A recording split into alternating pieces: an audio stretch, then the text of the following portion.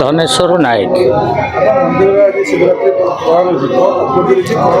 ଆମର ଶିବରାତ୍ରି ମନ୍ଦିର ଆରମ୍ଭରୁ ପ୍ରତିଷ୍ଠା ହେଇଛି। ପ୍ରତି ରୀତିନୀତି ହିସାବରେ ପ୍ରତିବର୍ଷ ଯେମିତି ପାଳିତ ହୁଏ ବରଂ ଆଗକୁ ଆଗକୁ ବଢ଼ି ବଢ଼ି ଚାଲିଛି ଜନସଂଖ୍ୟା, ଭକ୍ତମାନଙ୍କର ସ୍ନେହ ଶ୍ରଦ୍ଧା ବହୁତ ବଢ଼ିକି ଚାଲିଛି।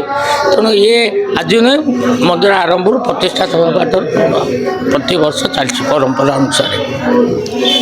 ଶିବ ଶକ୍ତିମାନ ମହାଶକ୍ତି, ତେଣୁ ତ୍ରିଶାଖା ବେନପତ୍ର ତାଙ୍କର ମୁଖ୍ୟ। ତ୍ରିଶାଖା ବିଷ୍ଣୁ ବ୍ରହ୍ମା ଶିବ ତିନି ଜଣ, ତେଣୁ ତିନି ଠାକୁରଙ୍କୁ ବି ଆରାଧନା ତା ଭିତରେ ରହୁଛି। ଯଦି ଶିବରାତ୍ରି ବା ମହାଜାଗର ଯାତ୍ରା, କିନ୍ତୁ ତିନି ଠାକୁରଙ୍କର ସମର୍ପିତ ସେଇ ଜାଗାରେ ସ୍ଥାନରେ ଠାକୁରଙ୍କ ପାଇଁ ରୀତିନୀତି ହେଉଛି। କିନ୍ତୁ ଆମେ ଶିବ ଠାକୁରଙ୍କୁ ଆମେ ପୂଜା କରୁଛୁ, ଅଧିକା ଭକ୍ତ ମା ମାଉସୀମାନେ ଅଧିକା ମାତ୍ରାରେ ପୂଜା କରନ୍ତି। ପୁରୁଷ ସଂଖ୍ୟା ଯଦି କମ୍, କିନ୍ତୁ ବ୍ରହ୍ମାଙ୍କୁ କେହି ବୁଷ୍ଟ କରନ୍ତି ନାହିଁ କି ବିଷ୍ଣୁଙ୍କ ପ୍ରତି ଏତେ ଆଗ୍ରହ ନୁହଁ। କିନ୍ତୁ ଶିବଙ୍କୁ ସମସ୍ତେ ଭୟଭୀତ କରନ୍ତି, କିନ୍ତୁ ଶିବଙ୍କୁ ସମସ୍ତେ ପୂଜା କରନ୍ତି। ତାର କାରଣ କିନ୍ତୁ ଆମେ ଦେଖନ୍ତୁ, ଶିବ ଶ୍ମଶାନରେ ବାସ କରନ୍ତି, କପିଳାସ ରହୁଛନ୍ତି। କେହି ଦେବାଦେବୀ ତାଙ୍କୁ ଭଲ ପାଆନ୍ତିନି ବୋଲି ଯାହା ଗୋଟେ ଶାସ୍ତ୍ର ପ୍ରମାଣିତ କରୁଛି। ସେ ସେଥିପାଇଁ ଅଲଗା ଗୋଟେ ସ୍ଥାନରେ ରହୁଛନ୍ତି। 33 କୋଟି ଦେବାଦେବୀଙ୍କର ଜଣେ, କିନ୍ତୁ ଇଏ ଏକୁଟିଆ ଏକ। ସେ ଶ୍ମଶାନରେ ବାସ କରୁଛନ୍ତି, କିନ୍ତୁ ଆମେ ସେ ଶ୍ମଶାନ ଗଲେ ଆମେ ସ୍ୱଚ୍ଛ ପବିତ୍ର ନହେଲେ ସେ ଶ୍ମଶାନରେ ସେ ସେଇ ପାଉଡରକୁ, ସେଇ ଅଂଶକୁ ସେ ଦେହରେ ବୋଳି ହେଉଛନ୍ତି। ହାଡ଼ କଙ୍କାଳ ବେକରେ ପକାଇଛନ୍ତି, ସର୍ପ ଗଳାରେ ନାଇଛନ୍ତି, କିନ୍ତୁ ଆମେ ତାଙ୍କୁ ହିଁ ପୂଜା କରୁଛୁ। ସେଇ ଅବସ୍ଥାରେ ଥାଇକି ବି ସେଠି ଆମେ ଶ୍ମଶାନ ରାତି 12ଟା ଯିବ ଭୟ କରୁ। କିନ୍ତୁ ସେ ଆଜି ପୁରା ଜାଗ୍ରତ ରହି ଶିବ ପାର୍ବତୀ ଆଜି ଯେମିତି ପ୍ରତ୍ୟଭ୍ରମଣ କରୁଛନ୍ତି, ଭକ୍ତମାନ ଗହଣ ରହି କିଏ କେଉଁ ଜାଗାରେ କେଉଁ ସ୍ଥାନ କେଉଁ ଅବସ୍ଥାରେ ଅଛି ତାକୁ ସେ ଅନୁତନ କରି ଦେଖୁଛନ୍ତି। ପ୍ରକୃତ ଭକ୍ତମାନେ ମୋର କେଉଁଭଳି ଅବସ୍ଥାରେ ଅଛନ୍ତି, ମୋତେ କି ପ୍ରକାର ସେବା କରୁଛନ୍ତି, କାହା ମନରେ କ'ଣ ଭାବନା ଅଛି ସେ ତାକୁ ପରିପ୍ରକାଶ କରୁଛନ୍ତି, ଜାଣୁଛନ୍ତି। ଆପଣ ଏଠି ଦେଖୁଛନ୍ତି ଆଗରେ ଶହ ଶହ ଝିଅମାନେ ବସୁଛନ୍ତି ଦୀପ ଜାଳିକି। ଆମ କମିଟି ତରଫରୁ ତାଙ୍କୁ ଅରୁଆ ଚାଉଳ, ତଳେ ଆସନ ଫାସନ ଯୋଗାଇ ଦିଆଯାଇଛି ସେମାନେ ବସିବା ପାଇଁ। 2000 ଖଣ୍ଡ ଲୋକ ପାଇଁ ପ୍ରସାଦ ଦୀପ ଉଠିଲା ପରେ ତାଙ୍କ ପାଇଁ ପ୍ରସାଦ ସେବନ ପାଇଁ ବ୍ୟବସ୍ଥା କରାଯାଇଛି। ଏମିତି ରୀତିନୀତି ଯାହା ଆଜି ସକାଳ 4ଟାରୁ ବ୍ରାହ୍ମଣମାନେ 3 ଜଣ ବ୍ରାହ୍ମଣ ଉଠି ତାଙ୍କର ଠାକୁରଙ୍କର ଯାହା ଦେବାଦେବୀଙ୍କର କାମ ନିତ୍ୟକର୍ମ ସାରି 5:30ଟାରେ ଆଳତି ସାରିଲେ। ଆଳତି ସାରିଲା ପରେ ଦିନ 2:30ଟା ପର୍ଯ୍ୟନ୍ତ ଭକ୍ତମାନଙ୍କର ଭିଡ଼ ରହିଛି। ଯାହା ଆମେ 3ଟା ପର୍ଯ୍ୟନ୍ତ ପହଡ଼ ପକାଇ ପାରିନାହୁଁ ଠାକୁରଙ୍କର। ଯାଉ 3ଟା ପରେ ପହଡ଼ ପଡ଼ିକି ଘଣ୍ଟାଏ ରେଷ୍ଟ ନେଲୁ। ତାପରେ ଏବେ ବି ଭକ୍ତଙ୍କର ଭିଡ଼ ଏ ଜାଗାରେ ଜମି ରହିଛି। ଏବେ ସନ୍ଧ୍ୟା ଆଳତି ପରେ ଆମର ପଣା 1000-1200 ଲୋକଙ୍କ ପାଇଁ କରାହେଇଥିଲା।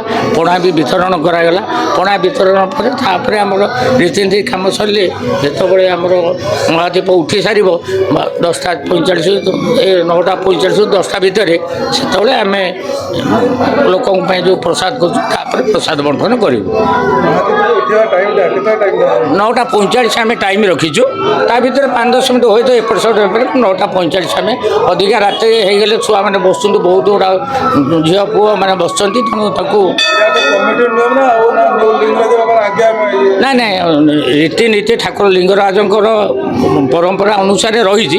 ତଥାପି ଆମେ ସବୁ ପରମ୍ପରା ଲିଙ୍ଗରାଜଙ୍କ ପରମ୍ପରା ଆମେ ପାଳନ କରିବା ତ ସମ୍ଭବ ହେଇପାରୁନାହିଁ। ଯେହେତୁ ଆମ ଯେଉଁ ଯେତିକି ସ୍ଥିତିରେ ଅଛୁ, ଚେଷ୍ଟା କରୁଛୁ 100% ଯେ ଆମେ ସେଇ ପଦ୍ଧତି ଅନୁସାରେ କାମ କରୁଛୁ। ତା ଭିତରେ ହୁଏତ ଟିକେ ବ୍ୟତିକ୍ରମ ନିଶ୍ଚିନ୍ତ ହେବ, କାରଣ ସେଠି ସରକାରଙ୍କ ପକ୍ଷରୁ ବହୁ ପ୍ରକାର ସୁବିଧା ଯୋଗାଇ ଦିଆଯାଇଛି। ଆମେ ଏଠି ବ୍ୟକ୍ତିଗତ ସ୍ତରରେ ଆମେ ଠାକୁରଙ୍କୁ ଆରାଧନା କରୁଛୁ ବା ପୂଜା ଅର୍ଚ୍ଚନା କରୁଛୁ। ତେଣୁ ଏଠି ଆପଣ ବି ଅନୁଭୂତି ହେଉଥିବ, ଯେତିକି ପୂଜା ଅର୍ଚ୍ଚନା ଭକ୍ତମାନେ ଏବେ ଗହଳି ଜଳରେ ରହିଛନ୍ତି, ପରିପୂର୍ଣ୍ଣ ଏହି ଅବସ୍ଥା ଏତେ ଶାନ୍ତିପୂର୍ଣ୍ଣ ଲାଗୁଛି ଆପଣଙ୍କୁ। ଆପଣ ନିଜେ ବି ଅନୁଭୂତି ଥିବ, ଅନୁଭବ କରୁଥିବେ ଆପଣଙ୍କର। ତେଣୁ ମୁଁ ଆଶା କରୁଛି ଏ ପର୍ବ ଏ ପୂଜା ଏମିତି କଣ୍ଟିନ୍ୟୁ ଏ ଜାଗାରେ ସ୍ଥାନରେ ପ୍ରତିପାଳିତ ହେଉଥାଉ ଏବଂ ଏଇଭଳି ଭକ୍ତ ଶ୍ରଦ୍ଧାଳୁମାନେ ଆସୁଥାନ୍ତୁ, ବାବାଙ୍କ ଦର୍ଶନ କରିଥାନ୍ତୁ।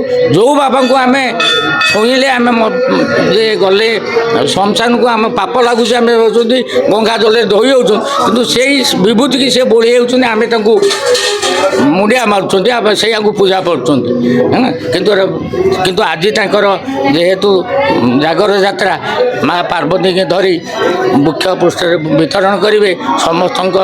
ଆଜି ରାତି ଉଜାଗର ସେମାନେ ରହିବେ। ରାତି ସବୁ ଶିବ ମନ୍ଦିରରେ, ଶିବ ତ ବହୁ ପ୍ରକାର ନାମରେ ନାମିତ ଅଛନ୍ତି, ଖାଲି ଶିବ ନୁହେଁ। ଆଶୁତୋଷ ଠାକୁର ଶହ ଶହ ନାମରେ ତାଙ୍କର କିଏ କେଉଁ ଜାଗାରେ ପ୍ରତିଷ୍ଠା ପାଉଛନ୍ତି କହିପାରିବେ ନାହିଁ। କିନ୍ତୁ ଆଜି ରାତି ଭରି ସବୁ ସ୍ଥାନରେ ପ୍ରତ୍ୟେକ ପୀଠରେ ଯେ ରାତି ଯାପନ ଆଜି ଠାକୁର ସମସ୍ତଙ୍କର ଦୀପ ଜାଳି ଝିଅ ପୁଅମାନେ ଅଛନ୍ତି ଝିଅମାନେ ଅଛନ୍ତି ନିଶ୍ଚିନ୍ତ ଆଗେ ନ ହୋଇଥିଲେ ଆଉ ଏ ଅବସ୍ଥାରେ ଆମେ ଏଠି ଥାଆନ୍ତୁ। ଜାଗର ପାଳନ ଗୋଟେ ପରମ୍ପରା ରୀତିନୀତିରେ ଆମର ପରିଣତ ହୋଇଯାଇଛି। ଶ୍ରଦ୍ଧା ସ୍ନେହ ସହାନୁଭୂତି ଭକ୍ତିଭାବ ତାକୁ ନେଇକି ଆମେ ଯେତେବେଳେ ଶରୀର ଭିତରେ ପ୍ରଭୁଙ୍କୁ ଆମେ ଚିନ୍ତା କରୁଛି ତେଣୁ ସେତେବେଳେ ମୋ ମନରେ ବଳ ଆସୁଛି ନାଇଁ ପ୍ରଭୁ କିଏ ଅଛନ୍ତି ତେଣୁ ଆମେ ତାଙ୍କୁ ଆରାଧନା କରୁଛୁ ଡାକୁଛୁ। ଆମର କଥା ଯେତିକି ପାରୁଛନ୍ତି ଶୁଣୁଛନ୍ତି ଯଦି ଶୁଣୁନଥିବେ ତାହେଲେ ଆମେ କେମିତି ଆଗକୁ ବଢ଼ୁଛୁ।